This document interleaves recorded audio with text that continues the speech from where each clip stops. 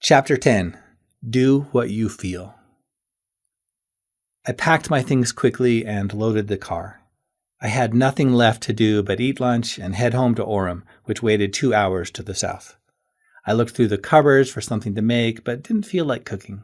Instead, I just grabbed some granola bars that I kept on hand for ski trips and washed them down with a glass of cold milk. Doing what I feel, I thought to myself. Outside, I started the car and let it run to warm up and defrost the windshield. It would feel good to get home. I could relax there, and unlike being at school, I wouldn't be surrounded by teachers and strangers. I wouldn't be judged and evaluated every step of the way. And I was tired of staying up studying, tired of work, tired of thinking. It was high time I took a real break. As I thought about the drive home, a strange feeling washed over me. I suddenly didn't want to go.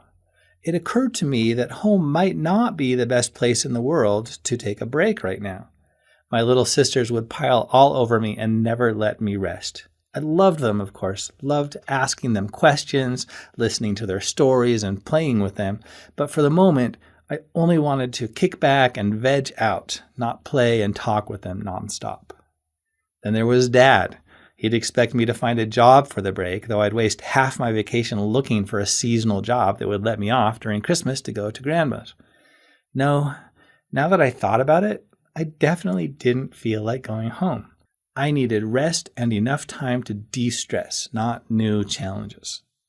Instead, another destination came to mind, and with it, a calm feeling of peace settled deep into my heart. Stress and fatigue faded from my mind as if I was suddenly viewing them from a great distance or a far-removed place in time. And that was enough. The decision was made. I put the car in reverse and backed out of the parking space. When I reached the street, I didn't turn west toward the highway and home, but east toward the canyon instead. I knew just the place where I could make myself comfortable, enjoy plenty of peace and quiet, and have no forced responsibilities. This year, I was heading for Wyoming and Grandma's early and alone. Doing what I feel, I told myself again. Chapter 11. Annetta. I pulled off the highway 3 hours later in Amber, Wyoming. Grandma's place stood 5 miles north of here, away from the dozen or so businesses and the cluster of homes in a small town that time forgot. I thought of it that way partly because it lay in one of the few remaining blank spots of every cellular phone coverage map, and partly because everyone and everything seemed so old-fashioned, which probably endured because the lack of internet and cable TV, unless you had a satellite dish, prevented social media and other services from accelerating the pace of life to modern breakneck speeds. Until now, I hadn't thought at all about dropping in early and unexpectedly, or how I would explain why I came. Not that it would cause any problem. I knew Grandma would welcome me any time and be excited to see me early.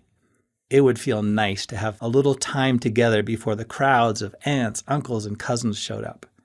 Still, she would also ask why I had come early, and I wanted to give her a better answer than just that I felt like it. It was the truth, but at least I should decide how to phrase it. I saw a cafe called Becca's Diner next to the highway truck stop and decided to pull in for a bite to eat and a minute to think. When I pulled into the empty parking lot and shut off the engine, the ensuing and absolute silence surprised me. It was my first reminder of the pleasantly peaceful atmosphere of this small town. I walked into the diner and took a seat at the bar. The rest of the room was deserted, and I began to feel a little foolish, wondering if the kitchen was even open. Why did I need to stop anyway? 5 miles of road would have given me plenty of time to plan out a few sentences. I nearly stood up and walked back outside when a waitress stepped out of the kitchen and walked toward me. She was slender, around 5'5", and perhaps 22 years old. Her light brown hair hung in a ponytail to the nape of her neck. She wore no makeup, and a few light freckles dotted her nose and cheeks. Her name tag said Annetta. Something about the way she walked seemed carefree and light, and she began to smile the moment our eyes met. "Hi," she said. Although I had spent many weeks in Amber over the past several years, I had always spent them with my family and never met anyone my own age. Chances were low that this girl and I would have much in common, but she seemed friendly, and I decided to stay and at least make an acquaintance in case I got bored later on, which would probably happen sooner than later. "Hi, Annetta," I replied. Her eyebrows raised a little, startled that I knew her name. Then she smiled again as she remembered her name tag. "Can I get you something?" she asked. "I think so," I answered. "What are you serving this time of day?" She leaned over the hardwood bar toward me on her elbows. "I was just about to warm up the grill. You can have anything on the menu." I picked up a menu from the counter and scanned through the choices. I didn't really feel like eating just now, but I would feel dumb just walking out without ordering something. "What do you recommend?" "Everything on there is delish," Annetta answered, looking me steadily in the eye. She leaned farther over the bar toward me to read the menu and make her recommendation. Suddenly the word lemonade caught my eye, and before I could stop myself, "How about a glass of lemonade?" I asked. Annetta smiled slightly as if wondering whether or not to take me seriously. "Okay," she said, "one refreshing lemonade for a hot winter day." I almost began to blush as she walked back into the kitchen to mix up some lemonade, but she had looked amused. Anyway, who cares? I felt no need to impress anyone here. Law of the jungle, I told myself. Do what I feel. I glanced around the empty dining room, noticing the old booths covered in red vinyl and an antique jukebox against the far wall. From the kitchen came the sounds of running water and crackling ice, a wooden spoon against a glass pitcher, and then the sounds of Annetta's shoes walking back toward me. "Here you go," she said, setting my lemonade on the counter. I gave her a smile in response. She smiled back, and I noticed what a terrific smile she had, full of confidence and casual energy. In her simple, down-to-earth, small-town way, she was a rather attractive girl. Then another thought jumped into my mind, and before I could dismiss it, "Hey, Annetta," I said, "I'm pretty much alone here until my family shows up next week. Want to do something sometime?" Annetta's eyes widened slightly, and she looked startled. "Perhaps," she answered cautiously. Her smile faded a little, and I sensed a guarded distance appear between us. She probably had obnoxious country boys in here all the time trying to pick up on her. "What did you have in mind?" "Actually," I admitted, "I hadn't thought that far ahead. I've always just spent the holidays north of town with my family. What is there to do around here?" "Who's your family?" Annetta inquired. "Sophia Rasmussen is my grandma."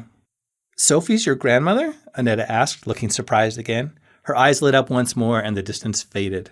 "The high school is putting on a play tonight at 6. Fiddler on the Roof. I live just over the river. You can pick me up here." "Sounds great. I'll be here at 1:45. I'll be waiting."